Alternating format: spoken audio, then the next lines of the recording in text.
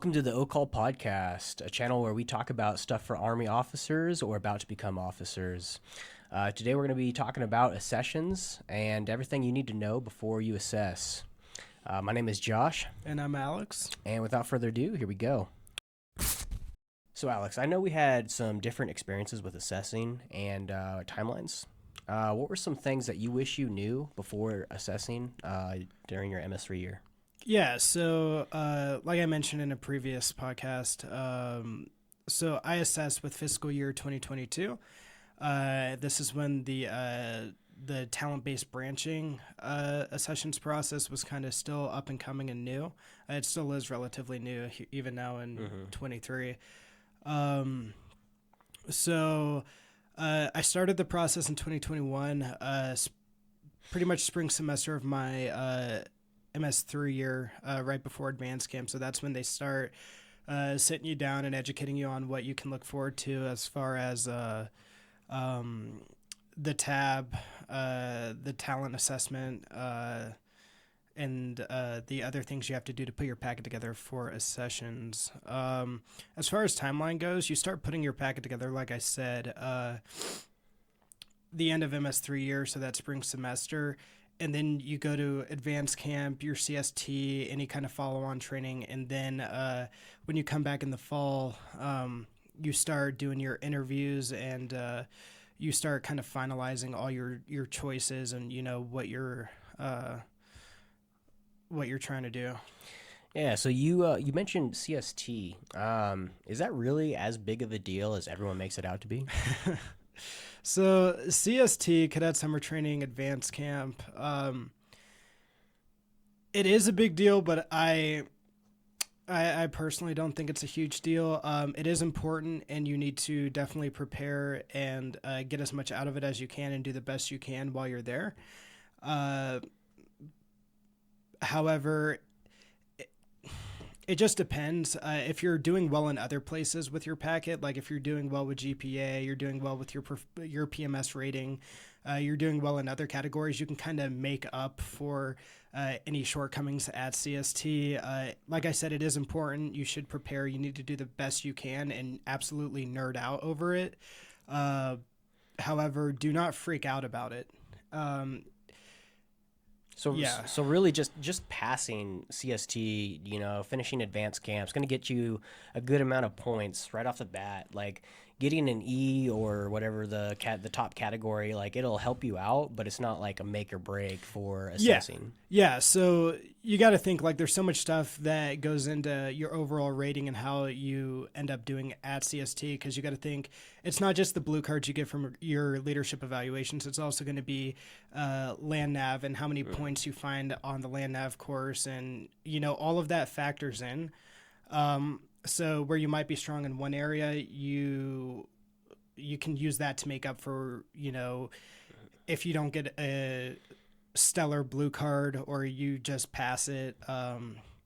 Yeah. Another segue too, like I know in my experience, getting recondo, all the cadets were talking about getting recondo. In my case, I didn't get recondo. I messed up on like one thing and I missed it by a little bit, but I still there's 3 recondos in my platoon alone, and I still placed higher than all of them, #1 spot without getting recondo. So it's possible. Like you don't need it. It's only 1 point as well. So it's not a make or break. It's not as big of a deal that everyone makes it out to be. Yeah, Rakondo's huge. Like I said, definitely go for it. Do the best you can at advanced camp, but ultimately, it's not. From my personal experience, it's not going to make or break. You know how you assess and how you get the 100%. Branch you want if you get active duty. Obviously, it plays a role, but it's not something to freak out about. Yeah, and you mentioned trying to improve other areas outside of the advanced camp. What were some things that helped you out, like GPA, extracurricular activities, or like your PMS rating? Yeah, so all of that plays a role into it. I would say GPA is huge too. I know for my year group 2022, the national average was 2.8. And so if you can just beat that, which is it's not hard, come in at a 3.0 or above, that can definitely set you ahead of the rest of the nation as far as competing. Extracurricular activities, if you work part-time jobs, throw all that in there. That gets you OML points. If you're in a fraternity, if you're an athlete, or even like you're in a what is that? Club soccer. Yeah, intramurals. Intramural sports. Yeah. I did volleyball. Like you're not the running back on, Arizona State, but you do a club sport. All of that gets you OML points. PMS rating, I would say, is huge because that's a big deal breaker, because the difference between like the person, like what I saw, like the person at the top of the pack versus at the end of the pack, like you can still be really good, but like the person at the front of the pack is going to get an additional 14 OML points or something like that. I'm just throwing a number out there. That's about the ballpark of what you can expect. Allegedly. Allegedly. Like I said, what I'm saying is my experience. Like I'm not saying, things haven't changed a little bit, but that PMS rating can separate you up to like 14, 15, probably more OML points. And that's huge because the thing is, the OML has decimal places, right? So it goes out to like, I want to say like 7 or 8, 6 or 7 decimal points. And that's how they rank you, because you got to think when you're assessing, like for active duty, for example, there's like roughly 3,600 to 3,800 cadets across the country that are assessing, and those decimal points matter. Yeah, so you're saying basically with all those decimal points, just one full point alone could place you like a couple hundred up or down, right? Probably about that. That was my experience at least, and it'll probably be the same every year until they change that system. Yeah, for sure. So those decimal places really do matter. It's not just a cut and dry like, 56 OML points versus 80 OML points. There's going to be decimals, and that's what's going to decide, okay, where you fall as far as all the cadets assessing trying to get on active duty. And typically, like what I saw, at least active duty was like 35-ish points, not super high. Like so I noticed that. So I think that's a huge change as we move more and more with the talent-based branching, because I know with my year group, we were one of the first years to do it. And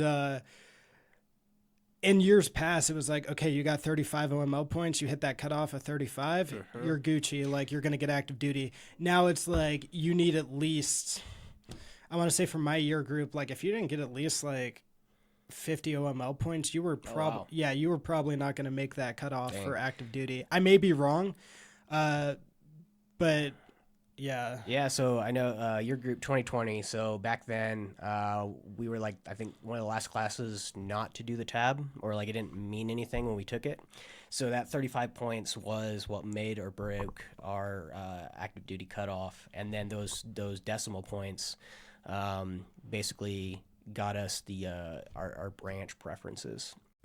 So tell me about the tab. Like what did you do during the tab? Yeah, so I think it was called like the battery assessment, or it was a talent assessment, but it was more so like an aptitude test. It was like, I want to say part of it was like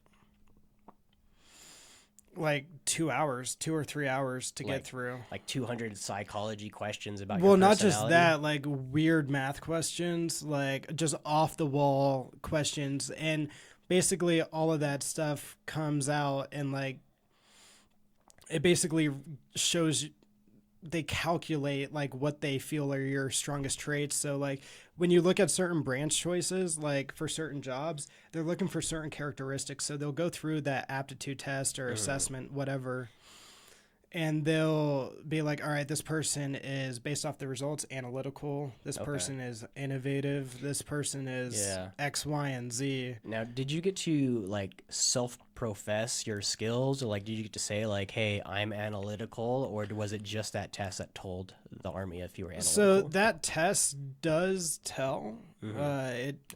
Allegedly. I know there's some people that have been through this that are like, yeah, that test was ridiculous. But it was ridiculous. But the test was not a big deal. The only time that I remember getting to like really sell yourself and talk about your attributes are there's certain like paragraphs that you have to write, and you have like a word limit. I remember one of the questions was, why are you a good fit for your top 3 branch choices? Now, my PMS was very well educated on like how to word things, how to write things, and he would sit us down and review it with us before we finalized what our statement was going to be. Nice. And in that, so there's a couple of tips here. One, even if your assessment doesn't reflect the certain attributes that you need to display for a certain branch, you can go into that paragraph and just freely write, okay, I'm analytical because X, Y, and Z, or I'm innovative because of this. This is how my degree program has altered my mindset and taught me how to think in this way, things like that. And you're basically using that to sell yourself to the branch. And then there's one other thing. Real quick, I just reminded myself of my experience with that. So when I took it, it didn't really matter, but it was kind of like testing the system and like giving the Army feedback or whatever. Yeah, that rings a bell. So basically, when I got my results back, I was freaking out because it told me like I would be a really good fit for military police, and I had just done like 10 years of military police on the enlisted side, and I did not want to do that again. So the tab was not guaranteed to put you in like your best fit. It was really like just assessing you. So like it that in conjunction with your preferences, they try to meet them together. And then if you ended up being low on the OML and knew your like needs of the Army, that's when they would look at the tab. From my understanding, my year group at least, that's when they would start pulling from the tab to like, oh well, these jobs are open. He's a good fit for this one. Let's put him in this job. Yeah, I one of the things I wanted to address as well. So I know there's some of you that are going to see that question of like, why are you a good fit for your top 3 branch choices? I don't know. Because I want it. Yeah. So one of the big things is, yes, sell yourself. But what you don't want to do in there is specifically name the branches. Yeah. You don't want to say, allegedly, well, my top 3 choices are infantry, field artillery, and armor, and here's why I'm the best fit.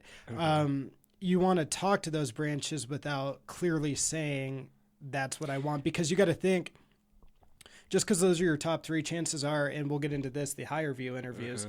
With those interviews, there's, aside from your top 3, there's 14 other branches that are looking at you. Yeah. And they're assessing you, and they're deciding, okay, this is who I want. So you don't necessarily, because like, let's say you don't get your top 3, you don't want to get like your number 11th because reasons. You just didn't appeal to everything else. So pro tip, if you want to appeal to whatever your branch of choice is, something that I learned after the fact, after commissioning and then talking to other captains and lieutenants, the military, especially on the officer side, they talk in warfighting functions. So if you research the warfighting functions and you try to, there's like 7 of them, right? I could be wrong. I probably sound stupid right now, but anyways. Yeah. Yeah. So anyways, you use those warfighting functions and you apply them to the jobs that you want. You tell them during your interviews, during your self-professed, like whatever your paragraphs, why you're a good fit. And if you incorporate those warfighting functions into your description, you're gonna sound better. You're gonna be more articulate, and you're gonna be like, you're going to explain why you are the best fit for that MOS. Yeah, so that goes hand in hand with what I was saying earlier. So each branch is going to have like a list of attributes, like 4 or 5 attributes that they want to see in their officers. And so when you're writing these paragraphs and you're putting together that package, you want to appeal to those things. So you want to talk about why. You want to tailor your message to why those attributes are something that you possess. Correct. And we can jump into interviews if you want. Yeah, so I personally didn't have to do the interviews. I can't really speak on that, but I think you said you were one of the first classes to have to do those interviews. Yeah, so for me, we had to do the higher view interviews. Let's see. So you can interview for all 17 branches. A lot of people might do like their top 10. I personally only did my top 3 because I knew what I was going for. Nice. Was not like super competitive, and I knew I was already competitive for those roles and those branches just because of my degree program. And as far as talent-based branching goes, like I was a good fit for them, so I wasn't concerned about interviewing for everything else. I just did the interviews for the 3 branches, and what they're going to do is the way I remember it is like they give you like a specific question, and you have to talk about yourself and how you would react and operate in a certain situation. Some of the questions are really simple, like they would give you a situation of something that was going on in an operational environment, and you'd basically have to give the bluff. You'd have to write up what the bluff is. So the bottom line up front. Yeah. Yeah, once you become a second lieutenant, like that's going to be a common thing you have to do is like, how can you lay out the situation, just in one sentence, explain the pertinent information for your leadership to understand what is going on. But yeah, the higher view interviews were not super difficult. Did you have to like do it like a video interview? Did you talk Yeah, to them directly? so there were video interviews where I had a certain amount of time to react and like think about a question and then answer it. Did you talk to them directly, or did you have to like pre-record something and then like submit it? Are you asking, was I talking to a person? Yeah. So you're not talking to a person. It's like a recorded video, and then they review it later. You're not like interviewing in real time with somebody asking you a question. It's not a job interview. It's yeah. like a and bio. Another thing I'll throw in here. I remember one of the things people were wondering is what to wear during the interview. Do you wear a uniform? Your birthday suit? Jeez. Do you wear OCPs? Do you wear a dress uniform? Do you wear whatever? For me, I just did business casual, so like a collared shirt or like a sweater. It didn't really matter, like just look somewhat professional. Yeah. I guess OCPs would work, but yeah. I mean, either way, you got one of your top 3 choices, right? Yeah, I got my second choice out of 17. So.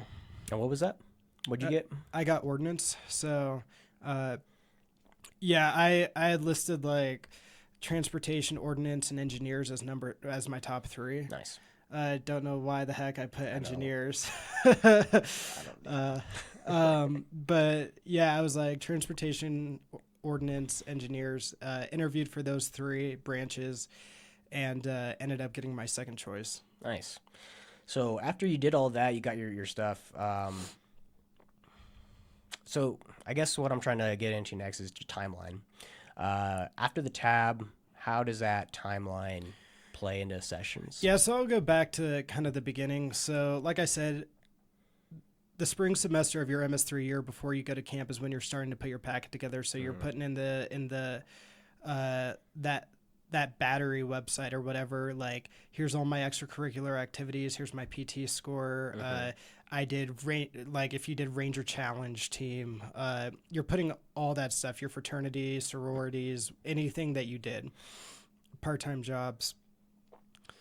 And you're also writing up your statements as far as like, selling yourself to the branches. And then you go to CST, you go to camp. Now, important thing to remember is, because we talk about GPA, your GPA cutoff is at the end of MS3 year. So what you got is what you get. Yeah, so you can graduate with a 4.0, but if you had a 3.5, you got out a 3.5. Yeah, so your biggest thing during MS3 year is making sure during that fall and spring semester, your goal should be to maximize how high you can get your GPA. Yeah. So, like if you're sitting at like a 3.1, so rookie numbers, you got to bump those numbers up. Yeah, you got to bump those numbers up. Your goal should be 4.0s each semester and truly maximizing your output for those 2 semesters and getting what you need. So yeah, your GPA for Accessions is done after MS3 year, and then you're going to go to advanced camp, and that's like the last big event. You're going to go do CST, And then any kind of follow-on training, you'll also get points for. So if you did CTLT, if you did Airborne air assault, sapper. I know some cadets go to sapper school. Real quick, like you mentioned cutoffs. Your PMS rating, which is a pretty significant portion of your OML. I got mine before going to CST. Yeah, so good point. I'm glad you brought that up. So that MS 3-year, that spring semester is when you're going to get your PMS rating. And that's mostly going to be based off of what kind of leader you are, how you present your, what kind of leadership attributes you have. How does your PMS see you and what your potential is? Yes. So real quick too, like, I bring that up because my PMS rating put me middle of the pack, which was not at all what my end OML ended up being. I was the only distinguished military graduate in the ROTC battalion that we had, but I was still rated middle of the pack. Granted, even with that middle of the pack rating, like I still had enough OML points to put me way up there. So it's not necessarily make or break. I just want to throw out, you're going to get it before you do your cadet summer training. You're going to, like, before you get your overall, like, evaluation. Yeah, for sure. And I'm trying to think. So, yeah, your PMS rating is huge. I don't know if I want to put my personal... So I came from a really high-speed class. We had a few DMGs, Distinguished Military Graduates, in the class. So by that I mean like top 10% in the nation for ROTC. So I ended up coming in as 9 out of 11, which sounds bad because that's, bottom of the pack, right? Yeah, but you got to think your national ranking. Yeah, is so probably that's why I bring this up. So yes, that hurts your OML. However, it just depends on your class because, like, with my class, like, we had really good cadets. Even I was doing good. I had a well over the national average GPA. I was doing very well. Maxed out PT score, doing good across the board. But ultimately, my PMS, he had to make a decision, and he was like, you fall in 9 out of 11 in your class. And he reassured me. He was like, I see a lot in you. I see a lot of potential in you, but I have to give everybody a number. Right. And like Josh just said, you got to think across the nation, though. When you have a national average GPA of 2.8 and you're coming in well over a 3.0, you're doing good. When you're maxing out your PT score, you're doing pretty good.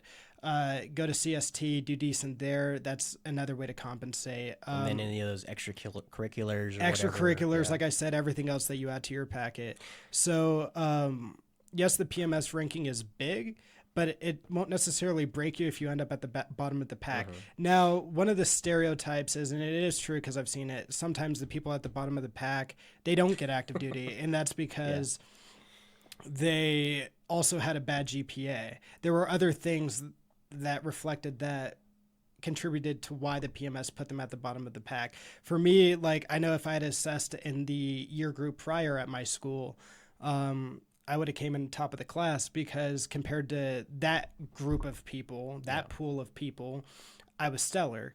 But with the class that I did commission with, we were all just like pretty good across the board.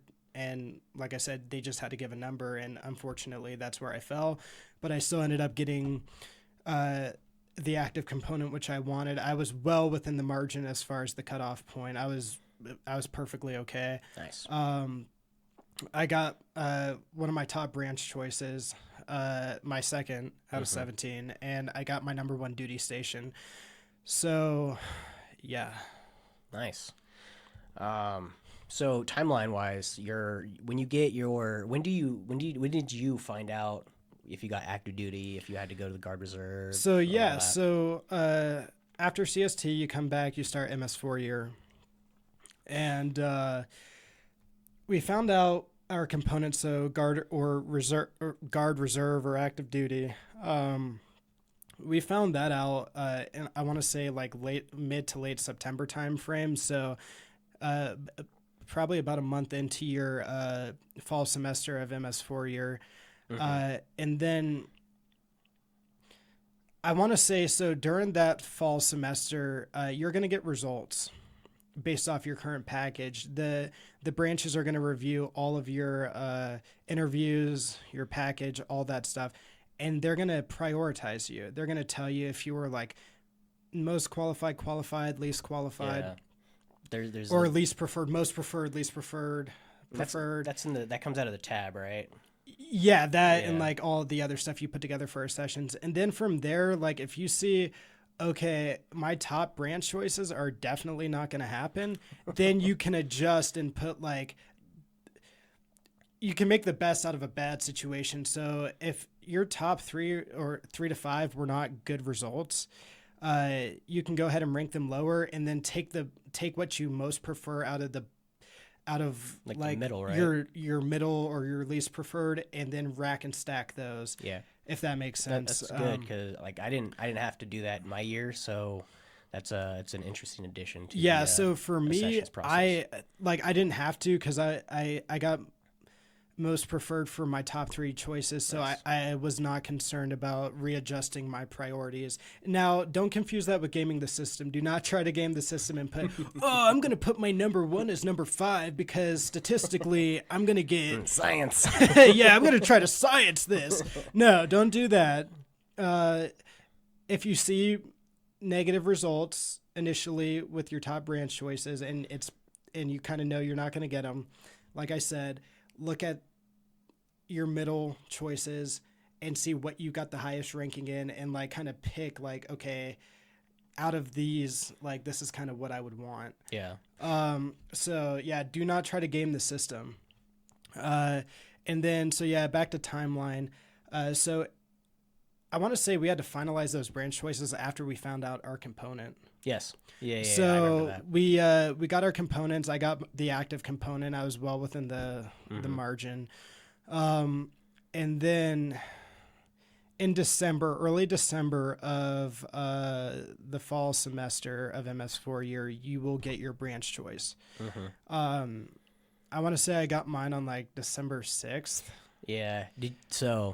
Segue. Did you have like any kind of like ceremony, or was it like super lame? How they told So you, this is kind of funny. So my PMS took us to this like ghetto freaking Chinese buffet, but he paid for all of us, which was nice. So we kids eat free, right? So like, we went to we went and got a big table, all the cadre and the MS4s that were assessing, not the ones that were going to be MS5s. So there were like 9 of us at this branching lunch. And they had like, in little ring boxes, which you guys have probably seen on like Instagram and with your peers in the past that have commissioned before you. You open it up and you get to see your branch insignia, which it's an awesome moment, at least for me, because I got what I wanted. I was not disappointed at all. And that's also, I guess for some people, it's probably an emotional event, especially if they don't get what they want. Also for the people that like, that's when you find out if you had to take a Bradstow. Yeah. So we can talk about that. So, I got something. Go ahead. The branch active duty service obligation. So if you're not looking too good, accessions wise, like you're not competing well, you can sign a contract for like your top 2 branch choices, and say, all right, you give me my branch, I'll give you like, I think it's like a 2 or 3 year active duty service obligation. Because I was so bent on getting active duty, I did sign Bradstows for my top 2 choices. They did not make me take it, and I still got what I wanted. I was competitive enough in that aspect. They didn't make me Bradstow, so I just got a standard 4-year service obligation.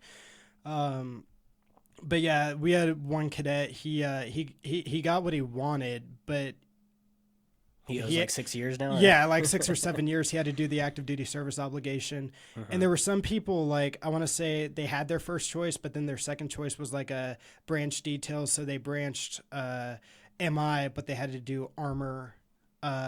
It's me. So like their first choice was doing armor. And then I guess like their second choice was doing the branch detail of branch am I? But then how do you say that? The detail was like, Yeah. armor. So basically, I know that's what you actually wanted. yeah. So I was going to talk about that a little differently too. Like for my personal situation, I didn't need the Bradso or any of that, but I chose to do the branch detail specifically to get armor, so I could do the reconnaissance and the intel gathering during my lieutenant years. Yeah, so get purview on that. Yeah, and then as a captain, go into military intelligence, being able to have more credibility, knowing what good intel looks like, etc. Have an understanding of that battle space. Yeah, and like you said, I did a Bradso for that specific combination. I ended up not needing it. And that was like the first time that my PMS was like, oh, every time someone does a Bradso, their army's going to get their years.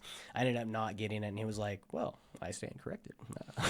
Yeah, so just because you signed for a Bradso doesn't mean you're going to get it. Like I said, I did it just to make myself more competitive to get active duty. And I'll be honest with you, I would have taken active duty even if it meant I got Seaburn or like military police or something ridiculous like that. JK, not really. But yeah, my Bradso was more so just so I could end up active duty. Nice. And I didn't even need it. So yeah. So with all that being said, if you have any more questions specifically about accessions or the accessions process and how to be more competitive, let us know in the comments down below. Don't forget to hit that subscribe and like button and turn on your notifications. Yeah, because in the future episodes, we're going to be talking directly to the MS3s about how you can improve your accessions by being successful at CST, Advanced Camp. So all those tips and tricks about Advanced Camp might have a little something for you.